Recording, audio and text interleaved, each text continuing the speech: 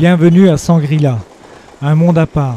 Si de plus en plus de voyageurs s'aventurent dans la région, il reste ici comme un goût de bout du monde, une atmosphère unique et lointaine, en partie due à la minorité tibétaine locale, qui donne à la région un avant-goût du Tibet. La ville de Sangrila, anciennement appelée Zhongyang, se situe au centre de la région sacrée des trois fleuves, le Yangtze, le Mékong et le Salween.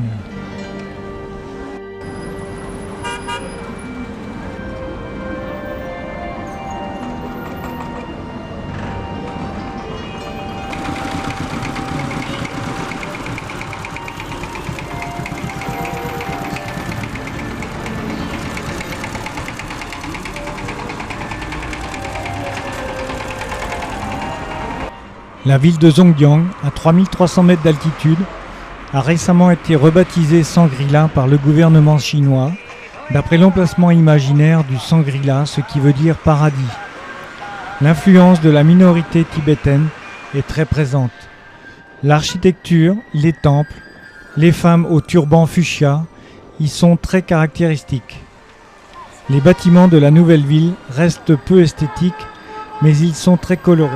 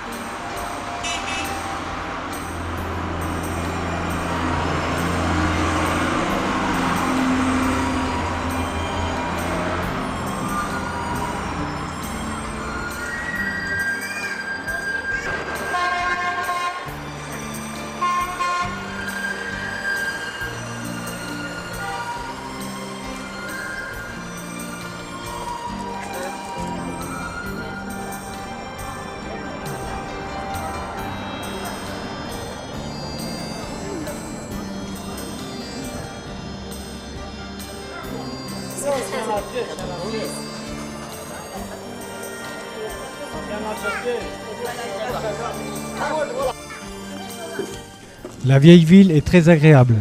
Elle est faite de grandes maisons en bois sculptées minutieusement et de petites rues pavées. Nous nous sommes enfoncés dans les ruelles de la vieille ville pour découvrir de très anciennes habitations et la vie quotidienne des locaux. Sur la place centrale, nous nous sommes joints aux hommes et aux femmes de toutes générations pour danser au rythme des musiques tibétaines. Ce moment de détente a lieu tous les soirs à 20h.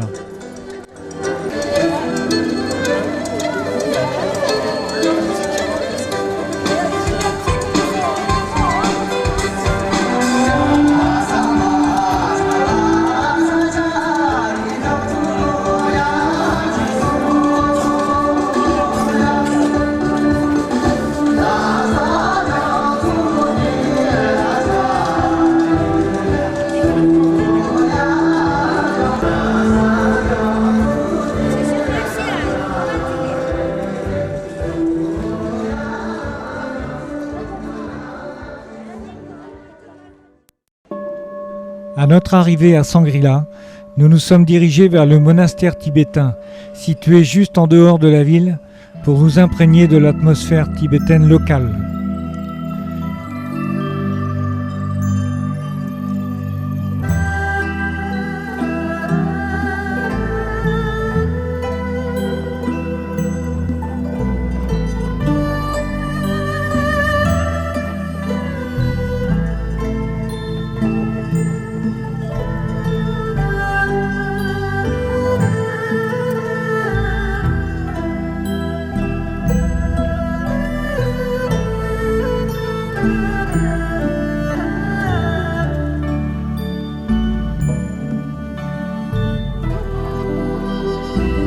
Tout au sud de la vieille ville, on peut visiter un temple qui fait face au moulin à prière géant de la ville.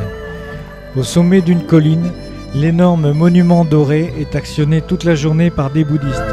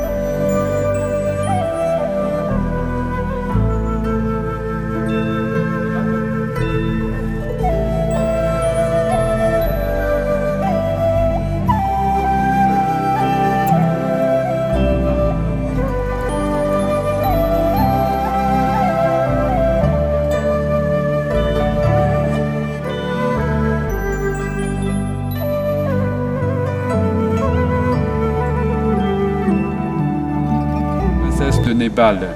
Donc, oui, bien sûr, il a réussi de se marier avec la princesse de la Chine et princesse du Népal.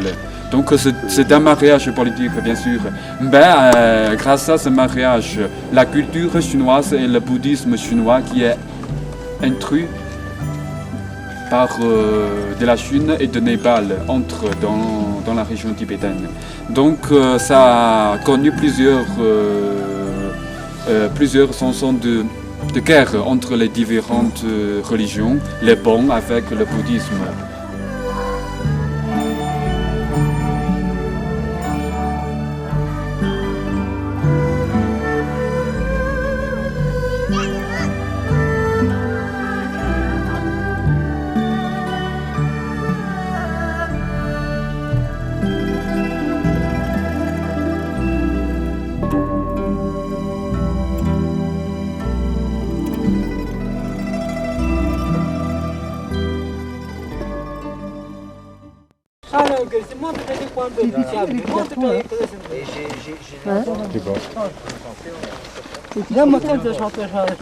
Nous avons quitté la ville de Zhongjiang pour découvrir les environs. Nous sommes partis du village de Jiza à 3700 mètres d'altitude avec une température de -8 degrés. Nous étions une curiosité pour cette famille tibétaine qui voit passer très peu de touristes. Le chef du village nous a imposé un guide pour nous accompagner jusqu'au mont Kianu avec son lac à 3940 mètres.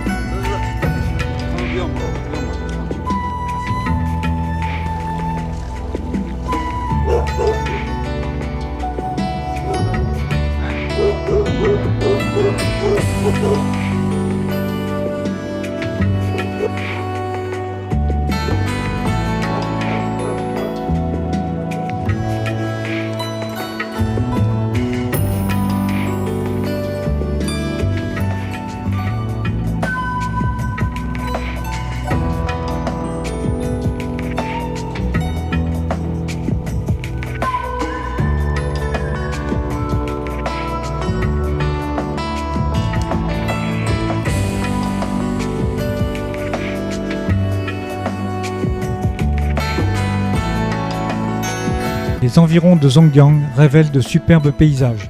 Larges plaines cernées de massifs montagneux avec quelques sommets à plus de 6000 mètres.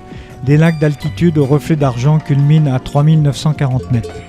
On y croise de temps à autre un Tibétain au visage buriné surveillant ses yaks. Cet animal farouche ne se soumet qu'à son maître.